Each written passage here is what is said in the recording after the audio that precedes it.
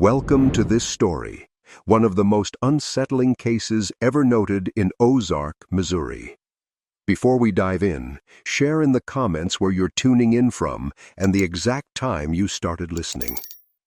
It's always interesting to see the different places and hours of the day or night where these stories reach. The year is 1934. Deep in the folds of the Ozark Hills, when spring rains still stain the hollows a damp gray, a lone road winds past stands of hickory and oak toward Ridgetop Hollow. The wind carries the scent of wet limestone and half-rotted leaves. The Dunro family homestead lies at the far end, beyond where most maps dare stray. In this region, part of the broader Ozarks upland terrain, long known for its remoteness and cultural isolation, secret lives can persist unchallenged. The larger Ozarks region is documented in the article Ozarks. County Dr. Harold T. Collier had served in Christian County for years, traveling between scattered settlers, assisting births, illnesses, accidents. He was accustomed to the rough roads and quiet suspicions of hillfolk, but when he was summoned late one April evening to the Dunro site, he sensed immediately this was different. A midwife's terse note had asked, "Bring your lantern, come without noise." He arrived just after dusk. The Dunro cabin sat on a slight knoll, isolated by thick woods on three sides, with a dim lantern burning through its single front window. As he approached, a dog's low growl echoed from inside. There was no path cleared to the door. The tread in the muddy yard was faint, as if visitors were seldom welcomed. Inside, Collier described the interior as cramped and heavy with humidity and the smell of damp straw. Shadowy figures, adults and children, stood around, silent with tension. The newborn lay on a makeshift bed of quilts and burlap. The child's form was irregular, limbs slender, skull asymmetrical, skin pallid but with dark veins visible beneath. The parents, Jacob and Miriam Dunro, wore a guarded expression. They refused to allow him to take the child to the hospital in Springfield. They insisted it remain under their roof. In his later medical log, Collier noted irregular bone development, possibly congenital, possibly worse. The midwife, Agnes Wren, later testified under oath that she had delivered several children in her long career, but had never seen one so twisted and silent in its cries. When Collier returned to the county seat in Ozark, he discovered something strange. In the ledger of births for April 1934, the relevant page was cleanly torn out. The clerk, Monsieur Redfern, left a marginal note. One birth unfiled. Collier notified. Do not pursue. Rumor had long clung to the Dunros. Locals in nearby valleys whispered that the family traced back to a hermit ancestor rumored to be of mixed blood from a remote Kentucky settlement. Some said the Dunro property had once been part of a logging claim later abandoned, while others claimed the family avoided church and paid no taxes. None who lived in town would freely speak of them. "They don't like eyes," was a phrase mothers used to caution their children. The broader lore of the Ozarks recalls how geographical isolation, caves, ridges, rough terrain, enabled communities to hold to customs sealed off from oversight. The region's ruggedness is central to the Ozarks article's description of how deep hollows and forested ridges segment settlements. By nightfall, Dr. Collier withdrew. He left the house under uneasy watch, the Dunros closing their door with deliberate slowness. The child remained. For him, one note in his logbook reads, "Delivered, but not to be recorded." When morning broke over Ridgetop Hollow, a mist hung between the trees like gauze. The rain had stopped, but the roads remained a churn of mud. Dr. Collier's buggy left behind narrow, uneven tracks leading away from the Dunro property. Tracks that, by midday, seemed to have been swept away by someone dragging a pine branch along the trail.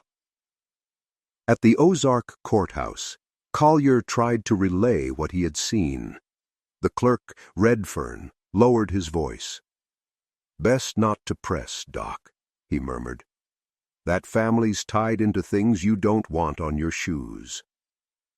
A small-town paper, the Christian County Gazette, published a single paragraph on April 19th. Local birth reported in Outer Township. Physician called.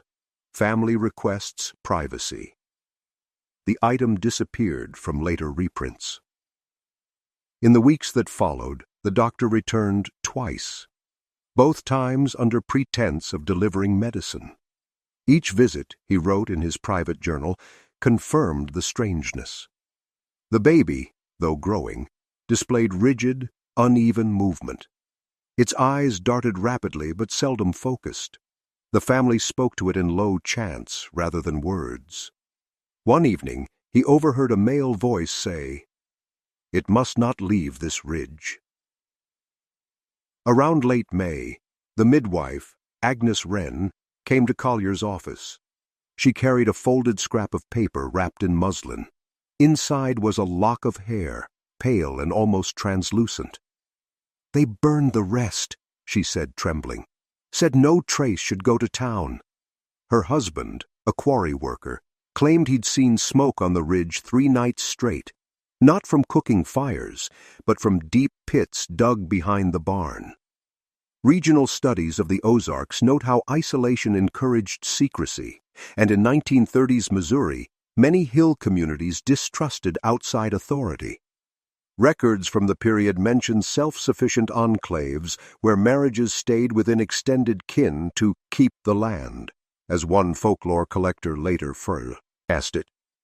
Dr. Collier's account fits uneasily into that broader pattern, a family guarding both lineage and shame. By early June, concern reached Sheriff Edgar Holt. He rode out with Deputy Marlowe to check on a rumored sickness. Their report, filed but unsigned, described the homestead as deserted, door unbarred, and traces of burned material near the rear clearing. In the ashes, they found remnants of a small crib frame and fragments of cloth. There was no sign of the family. Holt noted 2 distinct sets of adult footprints leading toward the southern ridge, merging with older tracks, likely those of barefoot children. A neighboring farmer, Samuel Leake, later testified that he'd seen a wagon moving under moonlight toward the old mining road. "It squeaked like a coffin cart," he told the inquest, "but no horse I ever saw pulled it." No one challenged his statement, yet it never entered the final record.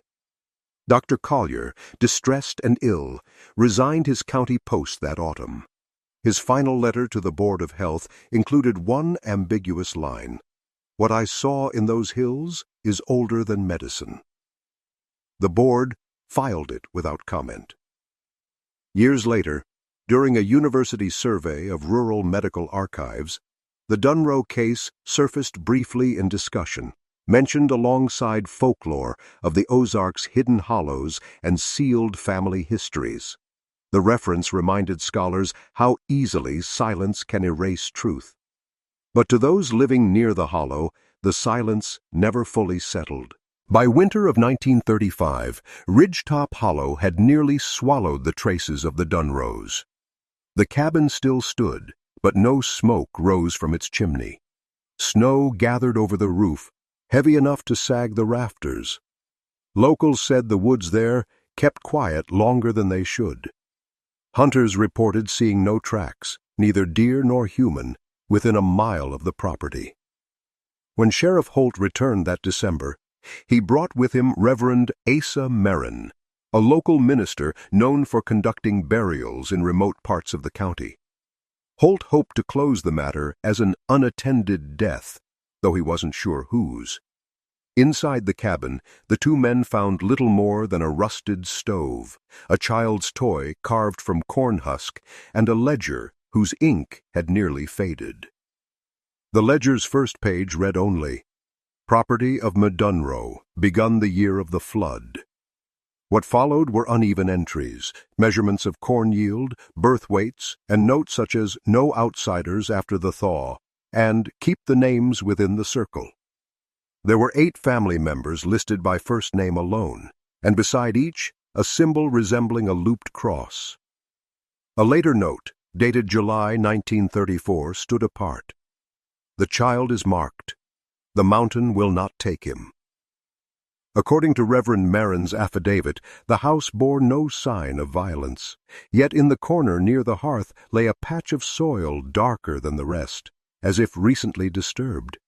Beneath it, the men found small bones, animal perhaps, though Collier's later correspondence, unearthed decades later, suggested otherwise. "There is an order to the joints," he wrote, "too deliberate to be a beast's." The region's folklore collectors, especially those referencing the Ozarks' patterns of inbreeding and hidden family lore, would later cite the Dunro account when discussing how superstition blurred with survival. In rural Missouri, kinship often overrode law, and secrecy was considered a form of protection. Word spread slowly to nearby towns. Some said the Dunros had moved east to the Arkansas border, where kin might shelter them. Others whispered that they'd gone underground, literally, into one of the abandoned mining shafts dotting the ridge. A prospector named Elias Tundle claimed to have heard "crying under the stone" near Silver Creek. His statement was dismissed as liquor talk. In 1936, a WPA survey team charting the Ozarks for new roadways noted the Dunro property as unfit for habitation, possible subsidence. The file includes a photograph now stored in the state archives. A leaning cabin, half consumed by brush, a single shutter hanging like a broken jaw. The caption simply reads, "Dunro Site, July 1936. The Ozarks article in academic circles often describes how folklore becomes local truth. In that sense, the Dunro story merged into the broader myth of the hills, isolation breeding both faith and fear. No official record links the family to any crime. Yet in every account from that era, people who entered Ridgetop Hollow seemed to leave changed, less talkative, more cautious of what trees might overhear. By 1938, Reverend Marin had retired, leaving behind only one sermon draft found in his desk. It closed with a single line written in his neat cursive hand: "Some births the Lord allows, but not for men to name." In the summer of 1938, the Ozark heat pressed heavy on the land, bending the air above the fields like glass. Ridgetop Hollow lay still, yet travelers passing through said the woods hummed at night. Farmers nearby, families named Tundle, Wren, and Ellery, spoke of strange lights drifting through the trees, pale as lanterns, but moving without footsteps. The Dunro cabin had collapsed by then, half swallowed by vines. Still, people swore they heard doors creak where there were no doors left. County officials attempted to sell the property at auction that August, listing it as Lot 19B, abandoned structure, no taxes since 1926. No one bid. One clerk recalled that when the auctioneer called out "Ridgetop Hollow," a gust blew through the courthouse windows so sharply the man's papers scattered across the floor. The auction ended early. That same year, Dr. Collier's journal resurfaced, found among his estate after his quiet death in Springfield. His handwriting had grown unsteady, but one entry drew particular notice. The deformity was not random. Generations at fault. No trace to remain. Later, he added a line in Latin: "Ab ore infirmo natus est finis." From the weak mouth, the end was born. Scholars never agreed on what he meant. Among his papers was a map fragment showing the quarry road, with 2 circles drawn in red ink. One marked the Dunro site. The other, 2 miles southeast, noted only "second dwelling, unknown." It suggested that another home once stood deeper in the hollow, though no such structure was ever found. Researchers who later studied the case through the Ozarks regional lens argued that these circles might represent extended kin sites, places where offshoot families lived unseen. Throughout the 1930s, anthropologists visiting the region recorded accounts of clan living, small groups sustained by internal marriages, and a fierce code of silence. These notes echo Collier's fragmented map, hinting that the Dunros were not an isolated family, but part of a hidden network woven through the ridges. By the fall of 1938, the county dispatched surveyor John Leland to verify land boundaries. Leland's notes, recovered from the archives, contain this passage. Came upon area of depressions, circular, roughly 6 feet wide, soil soft, no stones, no markings, air unusually cool. He marked 3 such spots on his chart, but discontinued the survey the next day, writing, "Uneasy signs. Locals advise leaving." He never returned to Ridgetop Hollow. In December of that same year, the Springfield News Leader carried a brief article. Authorities investigating disturbance near abandoned property south of Ozark. Animal remains unearthed. Investigation closed. No follow-up appeared. Folklore persisted that during the Great Depression, federal agents occasionally stumbled across homesteads that defied classification, places where birth and death certificates were never filed, where graves lay unmarked. The Dunro file was cited in at least 2 state memoranda as a cautionary example of rural isolation. Yet, as one WPA writer observed in 1939, isolation explains many things, but not the hush that follows them. And in those woods, the hush remained. The spring of 1939 brought a short-lived revival of life around Ridgetop Hollow. The federal government had begun its road and electrification projects through the Ozarks, sending surveyors and young men from the Civilian Conservation Corps into forgotten corners of Missouri. Among them was a 19-year-old worker named Alan Pierce. According to his field journal, now housed in the State Historical Archive, Pierce was assigned to clear fallen timber near the old quarry road, not far from where Dr. Collier's map had marked the second dwelling. On April 11th, he recorded, "Ground soft near ravine. Pick-struck wood, seemed part of structure. Found small beam and nails too crude for millwork." He showed it to his foreman, who told him to cover it back up. But 2 days later, curiosity overcame him. Pierce returned with 2 others after dusk, carrying a lantern and shovel. What they uncovered was the edge of a foundation, half collapsed into the earth. In the center was a narrow shaft framed with rotted planks. At the bottom, they saw what Pierce described as a bundle like a person's size but smaller, wrapped in leather or hide. Before they could examine further, one man slipped, sending debris tumbling into the hole. The group fled, shaken and silent. Their report never made it into official CCC records. The supervisor dismissed it as nonsense from boys afraid of dark air. Yet in the following week, Pierce grew feverish and left the camp.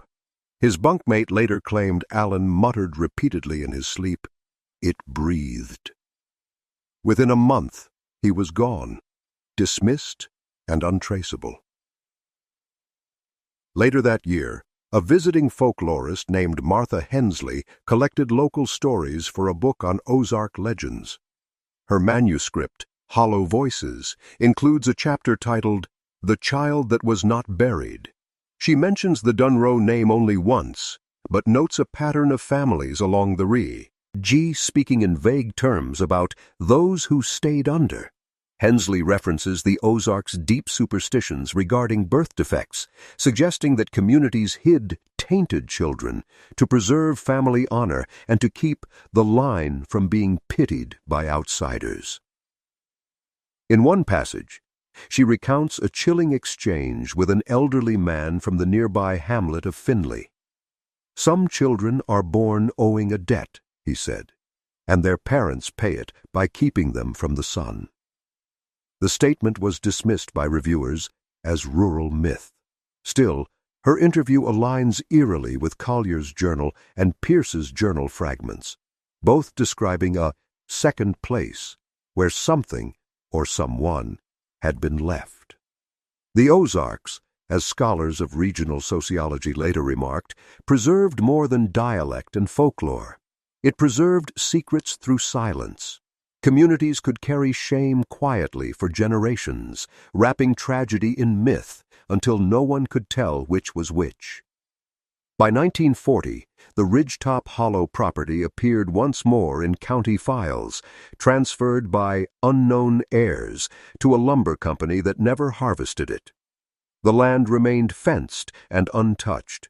Hikers who ventured near claimed to find old nails embedded in trees, forming circles or crosses, always facing inward. And though no one could say who placed them there, locals agreed on one thing. The nails were not meant to keep people out, but to keep something in. By 1941, the United States stood on the edge of war, and attention turned outward, to Europe, to headlines, to enlistment lists. For those who remained in Missouri, the hollow faded again into the geography of rumor. But memory, as the old Ozark saying goes, clings like moss in shade. That winter, a young minister named Reverend Caleb Morey was assigned to the church circuit encompassing the Ridge settlements. In one of his early letters, preserved by his descendants, he wrote, "I have been warned not to visit the hollow after sundown. They say prayers sound different there, as if another mouth repeats them from the ground." Reverend Morey was not the superstitious type. He rode through Ridgetop Hollow one fog-heavy afternoon to prove the tales unfounded. What he described afterward to his parish board remains one of the few first-hand accounts from that decade. He reported finding the remnants of 2 cabins, the collapsed Dunro structure and another further in, built partially into a slope. Its roof had caved in, but remnants of furniture and broken glass lay scattered around a narrow stone well. In his notes, Morey wrote, "The well gave off no echo, though I dropped a pebble. There was instead a sound like breathing." The church minutes that month refer to his testimony briefly, stating, "Minister Morey experienced a nervous spell and was relieved of rural duties for his health. He died less than a year later from pneumonia, though townspeople claimed he'd aged 20 years in his sleep." Researchers who revisited the area in the 1950s as part of the Missouri Folklore Project found mention of the case among Morey's archived correspondence. They noted how many such rural ministers collected confessions in unrecorded form, sins or secrets they never formally disclosed. A footnote from their report cites the lingering Dunro story as an example of oral history, merging with spiritual dread. In one commentary, they reference the Ozark study again, explaining that the region's labyrinthine valleys often nurtured self-contained lineages. "When families intermarry across generations," wrote historian D.A. Renshaw, "boundaries blur not only of blood, but of memory. The past begins to fold inward, repeating itself." Around the same time, old Sheriff Holt, now retired and living near Nixa, gave an interview to a local newspaper. He rarely spoke of his service, but when asked about the strangest thing he'd seen on duty, he paused for nearly a minute before answering. "There are things the soil won't let go of. In them hills, it holds what it's owed." When pressed for details, he refused to elaborate. The article was published once, then quietly pulled. By 1942, much of Ridgetop Hollow was claimed by forest again. The war effort had drained the countryside of young men and fuel. The trails grew over, and the cabin timbers rotted into the earth. Still, each spring, a few locals claimed to hear the faint cry of an infant carried on the wind after storms, too distant to be real, too clear to dismiss. And so the silence of the Ozarks grew one story deeper. After the war, the 1950s brought paved roads and power lines to much of southern Missouri, yet Ridgetop Hollow remained an omission on the new maps, a strip of shaded green where the surveyor's lines stopped abruptly. Locals said the land didn't take kindly to direction. In 1952, a Missouri State University anthropology team began documenting cultural remnants of the Ozarks before modernization erased them. Among the group was Dr. Lillian Kearns, a quiet but meticulous researcher.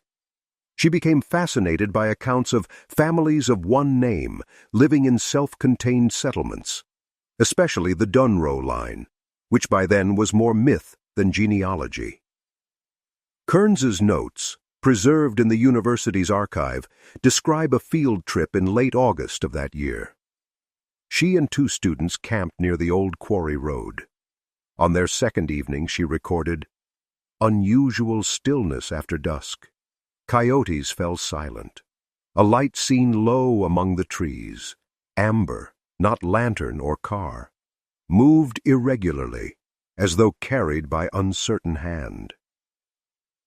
The next morning, they found a trail of small footprints pressed into the mud, child-sized, bare, leading from the creek to the collapsed cabin and stopping abruptly at the threshold. She copied one print by sketch, noting 6 distinct toes, left foot. When the team returned to Springfield, she presented her findings to the department head, who advised removing folkloric interpretations from her report. She complied, but kept the original draft privately, adding this marginal note: "The hollow feels watched." It was around this time that the Dunro case slipped into semi-academic discussion again. An article in Ozark Quarterly Review referenced the family as an early 20th century instance of rural endogamy and social withdrawal, citing old county files and Dr. Collier's journals. The author, perhaps too boldly, referred to the Dunro mutation, suggesting hereditary abnormalities caused by repeated isolation. The phrase was later condemned as insensitive and speculative. Still, the piece revived interest among amateur historians, and for a brief period, small groups visited Ridgetop Hollow to see what remained. Many returned disappointed. There was little left but wildflowers, stones, and the hum of cicadas. A few, though, described sensations they couldn't explain: the smell of wet metal in the air, the feeling of a pulse beneath their feet, and the echo of voices when none were near. In 1955, a local hunter, Henry Knoll, reported finding a sunken pit about 3 feet wide near the edge of the hollow. Inside, he said, were child-sized garments hardened by soil. He covered it and told no one for months, until drink loosened his tongue. When deputies searched, the site was gone, swallowed by a landslide after heavy rain. The Ozarks, as referenced by ethnographers of the period, were said to hold memories like water in stone, slow to move, impossible to forget. It was an apt description. For while the Dunros themselves were long vanished, the name surfaced occasionally in property lists, stray signatures, and whispered prayers at the edge of evening. And always, it seemed, the hollow answered back. By 1957, the region had begun to shift. Tract homes crept toward the southern hills, and tourists came in small caravans to fish and see the caves. But Ridgetop Hollow remained untouched. Local guidebooks described it only as unimproved woodland with no marked entry. That year, a reporter for the Springfield Daily News, Margaret Hewell, decided to investigate the old Dunro legend for a Halloween feature titled Missouri's Forgotten Families. She interviewed aging residents in nearby Findlay and Sparta, most of whom remembered the name but little else. One elderly woman, Mrs. Wren, descendant of the midwife Agnes, told her, "There were more than one child, you know. The first just made them hide the rest." Hewell pressed her for detail, but the woman clammed up, repeating only, "They kept what was theirs under the ridge." Determined, Hewell set out one October morning with a photographer and 2 guides. They reached the hollow by noon, hacking through overgrowth that had erased the old paths. Her notes describe the silence of old air and a clearing where the remains of the Dunro cabin had flattened into earth. Near the collapsed hearth, she found an iron kettle filled with stones and fragments of bone, animal likely, but arranged in deliberate pattern. When the article appeared, the editor removed most of the details, reducing her report to a short paragraph about folk tales persisting among Ozark settlers. The rest of her notes were never published. However, an entry in her private journal, found after her death in 1973, mentions something curious. Under the stones, a smell like wet copper. The ground trembled once, like a breath taken deep. In 1959, the Ozark Historical Society attempted to formalize the legend, issuing a short pamphlet titled Echoes of Ridgetop Hollow. It framed the story as cautionary folklore, an example of how isolation could turn into myth. The publication referenced Collier's and Kearns's work, but dismissed any claim of ongoing presence as imaginative residue. Still, several locals refused to have the pamphlet stocked in town stores. One shopkeeper in Ozark reportedly said, "We don't sell ghosts where we sleep." Scholars revisiting the period note how many communities in the Ozarks treated the past like a living member of the family, buried but never dead. The Ozarks article itself records this cultural pattern, emphasizing how oral history often outlived physical evidence, and in the Dunro case, absence seemed to become its own kind of proof. That same year, construction crews planning a new county road surveyed a line that would have crossed part of the hollow. After 2 days, the crew withdrew. Their foreman filed a 1-sentence report to the county board. Ground unsuitable for grading, unstable, and hollow beneath. No one questioned the phrasing, but years later, an engineer admitted the real reason. One of the machines had collapsed into a sinkhole that smelled like rot and rainwater. The project was rerouted entirely, leaving Ridgetop Hollow once again sealed by nature and neglect.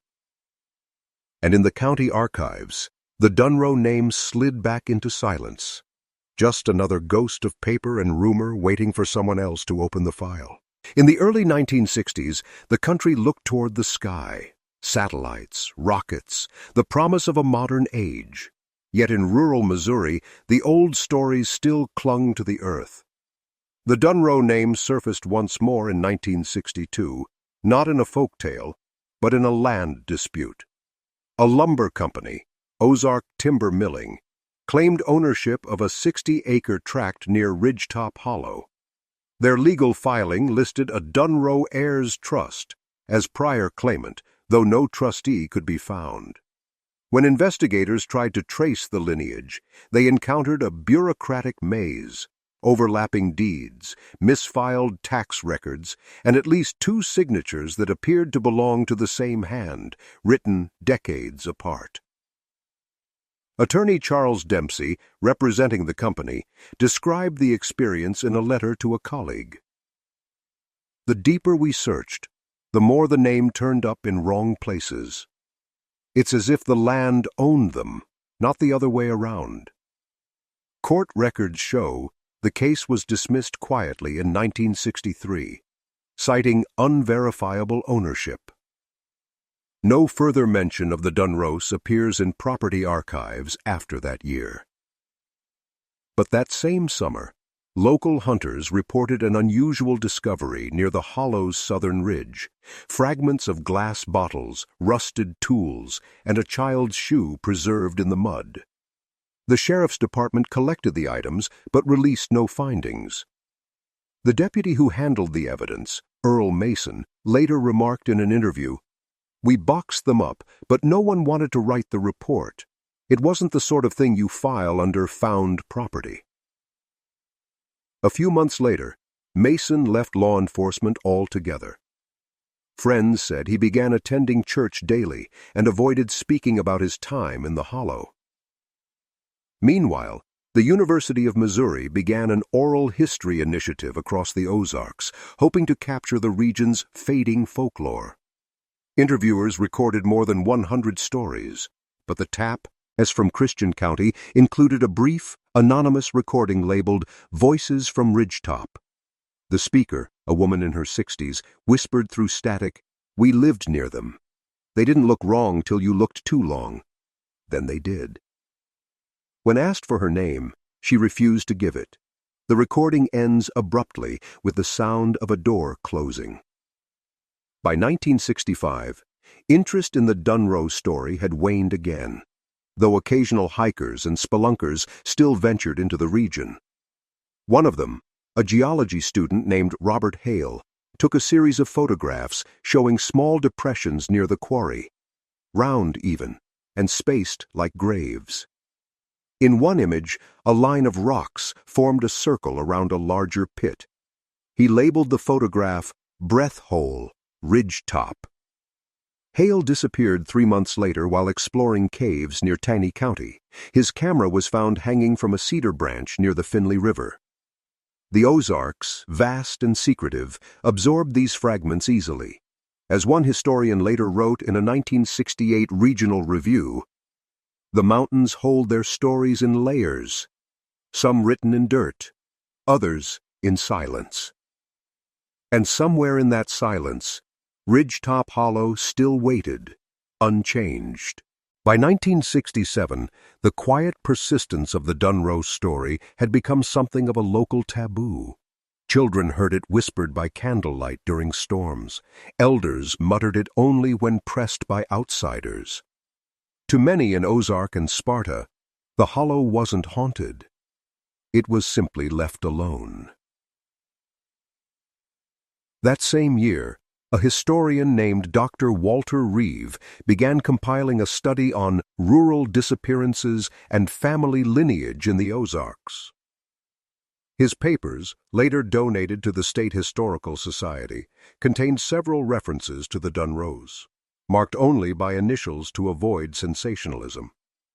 Reeve traced property maps, census gaps, and anecdotal evidence, concluding that a pattern of concealed inheritance existed among several families in Christian County from 1900 through the late 1930s.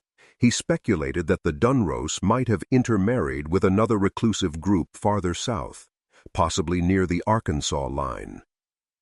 Reeve's letters reveal his growing unease the more he studied. In one, dated October 1967, he wrote to a colleague, "The deeper the hollows, the older the names become. These people erased themselves but left the outline visible, like a gravestone scrubbed clean except for the date." 2 months later, he vanished while conducting interviews near the Finley River. His car was found abandoned on an unmarked road, keys still in the ignition. The sheriff's report lists his disappearance as unresolved, presumed accidental. But the last note in his field journal reads, "Returning to the first ridge. There's movement under the soil." His family donated his unfinished manuscript to the university, where it was quietly filed under unverified materials. The only published fragment appeared posthumously in 1971, where he referenced the Dunro example as a metaphor for the generational cost of seclusion. Around the same time, the regional press began reporting a spate of incidents near the Hollow, missing livestock, strange nocturnal sounds, and once a cabin fire that burned without spreading. Locals explained it as vandals or drifters, but each account carried the same unease. One farmer told the Ozark County Bulletin, "You don't hear animals scream that way unless something old's in the air." The Missouri Conservation Department investigated briefly after hunters claimed to find bones in the creek bed. The official statement dismissed them as deer remains, though the internal memo later revealed a more cryptic line: skeletal irregularities, not consistent with species, reinterred per request. Through the late 1960s, cultural studies of the Ozarks continued to use cases like this to illustrate how isolation blurred the line between history and folklore. Professors debated whether the Dunro name represented an actual family or a regional composite, a cautionary symbol of what happens when bloodlines and geography coil too tightly together. But for those who lived near Ridgetop Hollow, such discussions sounded hollow themselves. They didn't need theories. They had nights, long, still nights, when the earth seemed to breathe beneath the floorboards, and wind through the cedars carried the faintest hint of a child's cry. In Ozark, people learned not to answer it. The early 1970s brought a new kind of attention to Ridgetop Hollow. Folklore was becoming fashionable.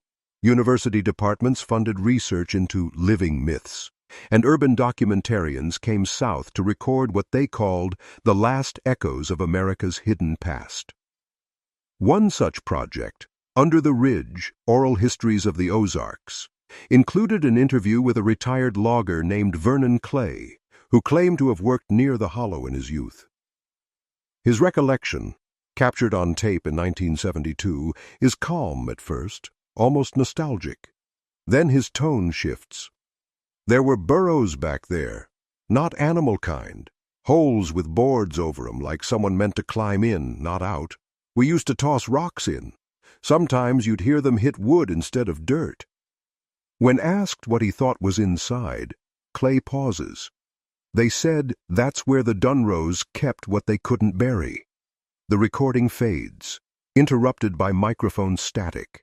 In the background, a faint rhythmic thudding is heard, perhaps wind against the shed, though later reviewers noted it seemed too regular. Following that broadcast, amateur explorers began sneaking into Ridgetop Hollow. One of them, a St. Louis teacher named Raymond Dorr, wrote a detailed account of his visit in 1973. He described a valley carved deep and narrow, full of echoes, and a smell of sulfur near the quarry. On his second day, he found the remains of a cellar wall, and carved into one of its stones was a crudely scratched word, "Ours." He mailed photographs to Ozark Heritage magazine, but the negatives reportedly vanished in transit. Dorr himself returned to the site the following spring with a friend and camped overnight. According to the friend's later statement, they both awoke around midnight to a dragging noise outside the tent and found fresh footprints circling their camp, small, bare, and pressed deep despite dry soil.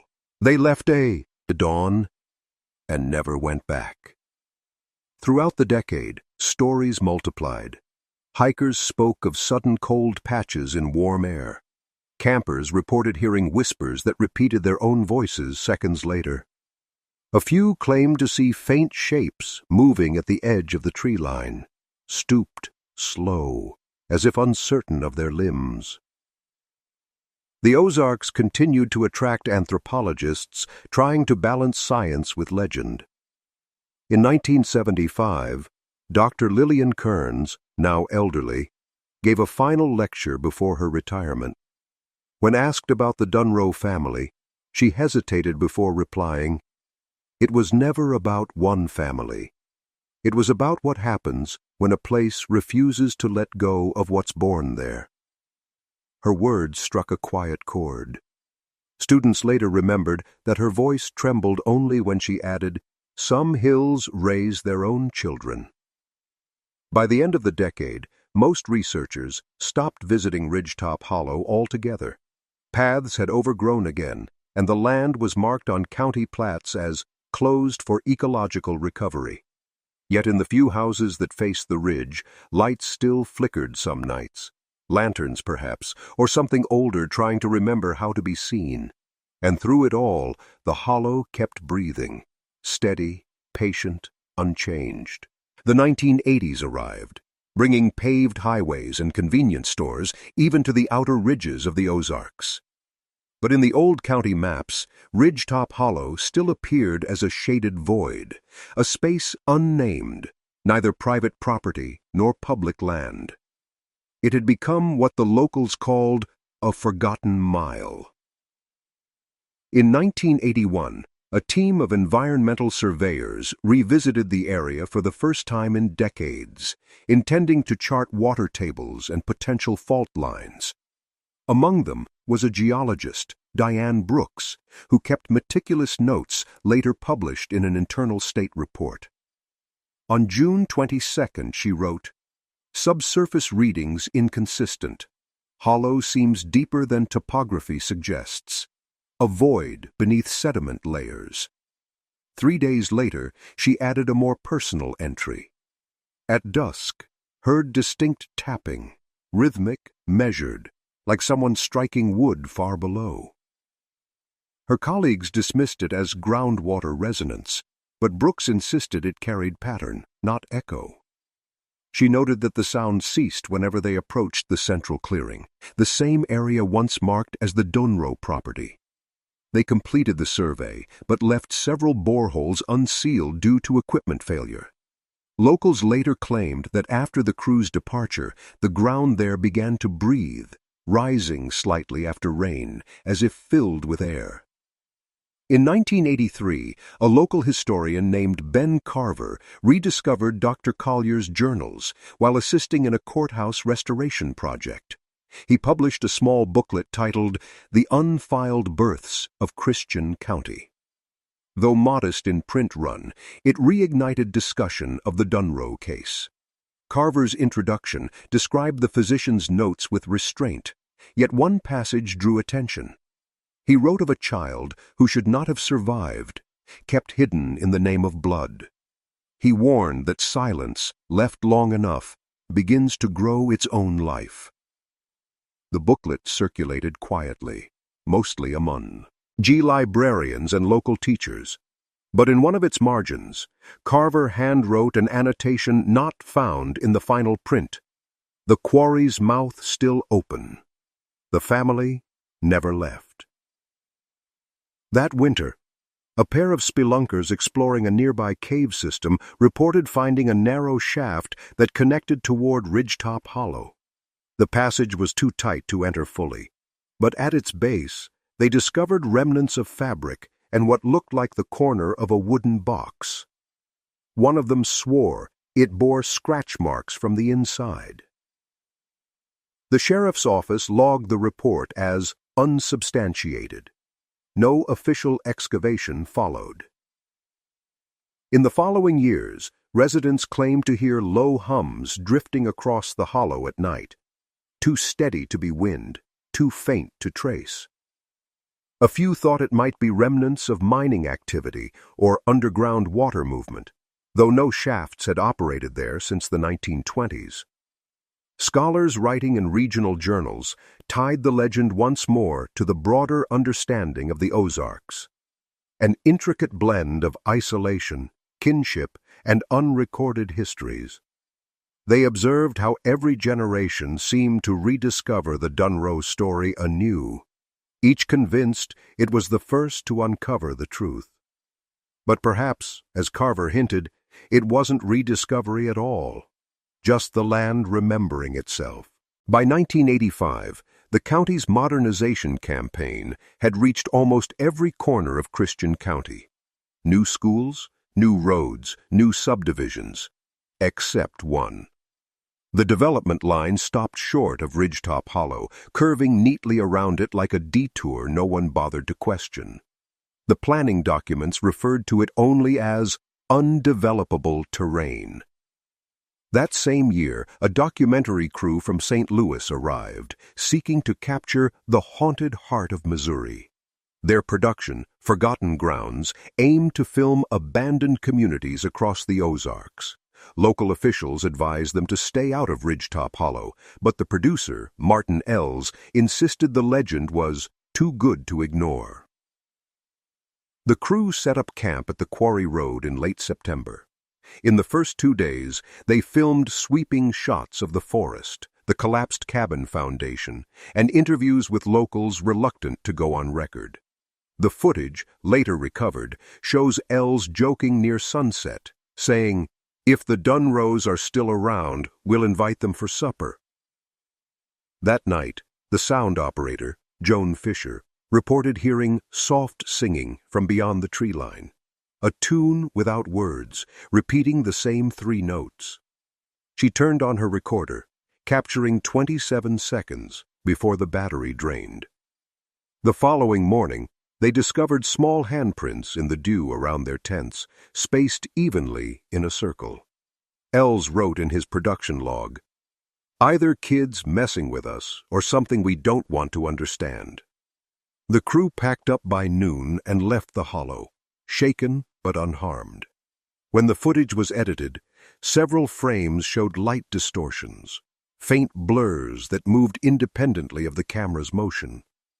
The documentary aired once, late at night, then was pulled from syndication due to unverifiable content. Only a few copies remain, stored in university archives. Meanwhile, Ben Carver, the historian who had republished Collier's notes, visited the site alone that November, hoping to photograph landmarks for a second edition. His last journal entry, dated November 14th, reads, "There are no birds here today. Even the trees lean away from the hollow. Found the well, dry now, but the air above it moves cold, like something still breathing below." His camera and coat were discovered a week later by hunters at the ridge's edge. His body was never found. By the late 1980s, Ridgetop Hollow was officially closed to the public under the pretense of soil instability. The county fenced its borders and posted faded warning signs. A small notice in the Springfield News Leader announced the closure, but made no mention of the Dunros. Still, those who lived nearby claimed the land changed after that, the air thicker, the nights quieter.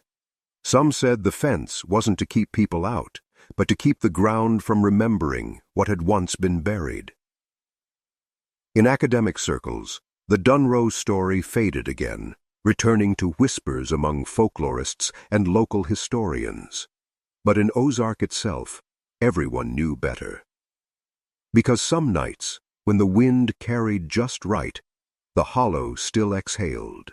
Winter settled over the Ozarks in 1986 like a thick gray blanket, muffling the valleys and freezing the hollows. Snow dusted the ridges around Ridgetop, but inside the basin, no snow seemed to settle, as if the ground's faint warmth pushed it away. Residents from the nearest farmstead, the Langley family, noted that deer avoided the hollow entirely, circling the perimeter even when food was scarce. That January, a regional journalist named Ellen Marr visited the area for a piece on vanishing towns of the Ozarks.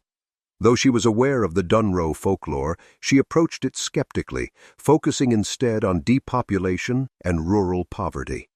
Her field notes, however, suggest that skepticism began to fray within days. On the 12th, she wrote, "No sign of habitation. Yet at dusk, saw smoke where no chimney stands. It rose straight up, no wind." The next evening, she recorded a more unnerving detail. Heard infant cry, faint but steady, from direction of the hollow's center. Stopped as soon as I stepped forward. She later mentioned the Ozarks' distinct topography, how echoes traveled oddly through the limestone valleys, bending sound until it felt near when it was far. But she also added, even an echo needs an original. Marr left 2 days later, abandoning her research tent and field recorder. Locals retrieved her belongings, but found her journal wedged between stones near the old quarry. The last line read, "I think I understand now why they stayed hidden." Her disappearance never made national news, just another missing person in rural Missouri. That spring, maintenance crews inspecting the fence along the hollow reported a section buckled inward, as though pressure had come from beneath. The soil there appeared churned, newly disturbed.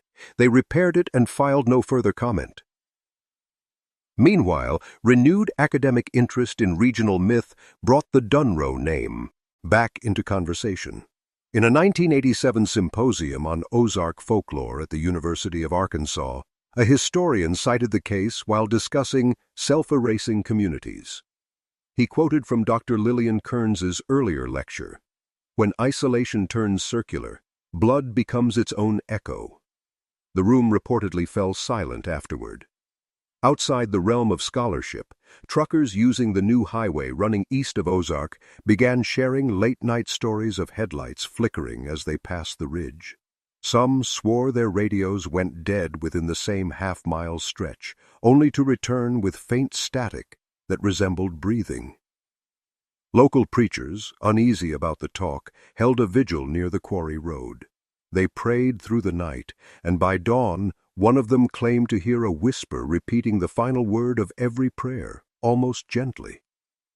By the close of the decade, Ridgetop Hollow had once again become invisible, not by neglect, but by choice. Maps shaded it darker. Officials stopped referencing it altogether, and the few who remembered preferred not to. Because in the Ozarks, forgetting can be a mercy, and memory a summons. And somewhere beneath those hills, something still remembered being born. By 1988, Missouri's counties were digitizing land records, converting decades of paper ledgers into new computer systems. It was during this process that the Ridgetop Hollow file resurfaced once more, misfiled under agricultural plots. The clerk assigned to scan it, a young woman named Carol Hensley, noticed an anomaly. One folder contained birth records written in handwriting too old for the listed dates.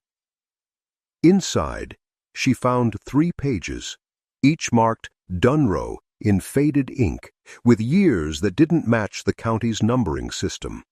The first entry read, "Born in Shadow, April 1934.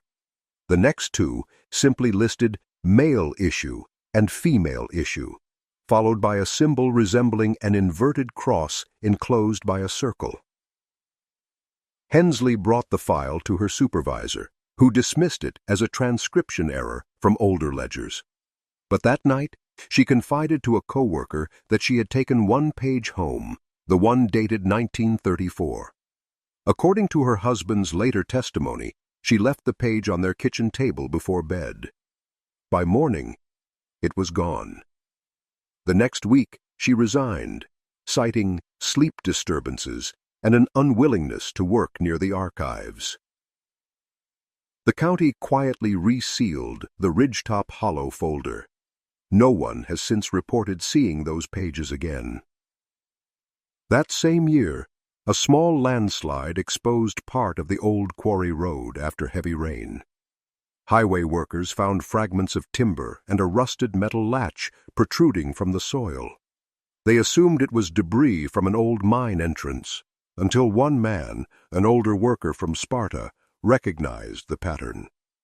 "That's a crib hinge," he said, "for a baby's bed." They buried it back under gravel, and no official record mentions it again. During this period, a regional magazine, Missouri Echoes, published a retrospective titled "The Dunros of the Hollow, Folklore or Fact." The article, careful and restrained, concluded that the legend symbolized rural hardship rather than literal horror.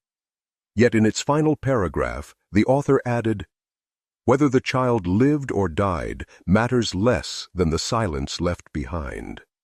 The Ozarks have a way of making grief fertile.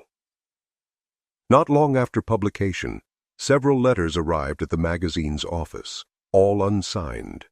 Each contained only a few words, scrawled in shaky handwriting. "Still here." The postmarks came from different counties, none near Ridgetop Hollow. In December, a winter storm swept through the region, felling trees and cutting power. When the snow cleared, residents near the hollow reported a new fissure in the ground, long and narrow, stretching along the old fence line. One man claimed he heard air rushing from it like a sigh. County engineers filled it within days, but the smell of wet metal lingered in the air for weeks afterward.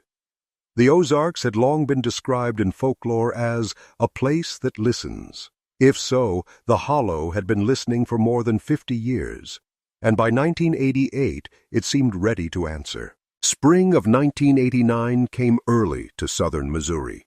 The snowmelt ran clear through the gullies, and for the first time in years, new grass grew along the ridge roads. Yet near Ridgetop Hollow, the vegetation seemed oddly stunted, brittle at the tips, as if singed by heat rather than frost.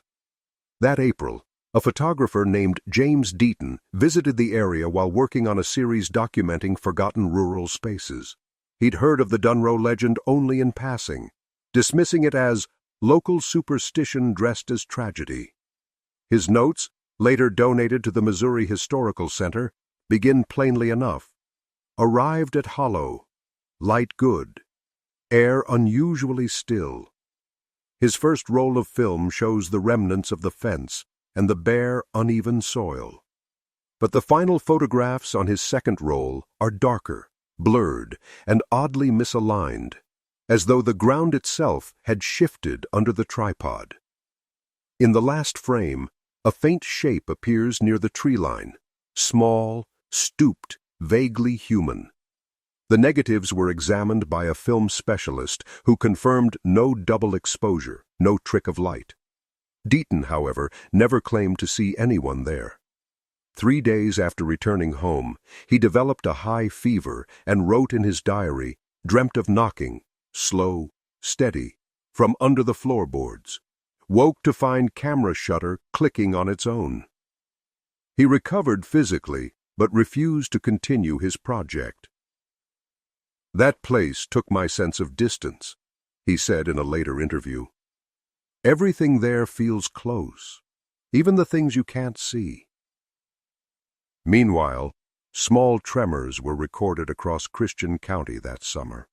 Nothing major, but enough to rattle glass. Geologists blamed minor seismic shifts, though residents near the hollow insisted the vibrations came from below, not beneath. One woman, living 2 miles east, claimed her dog barked for 3 nights straight at the same hour, just before dawn, Fassi, in the direction of Ridgetop.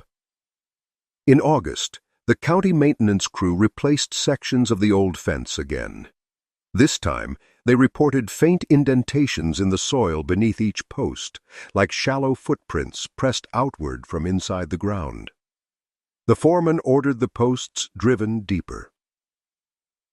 Local folklore societies renewed interest that year, referencing the Ozarks once more as a cultural landscape where memory and geography merge.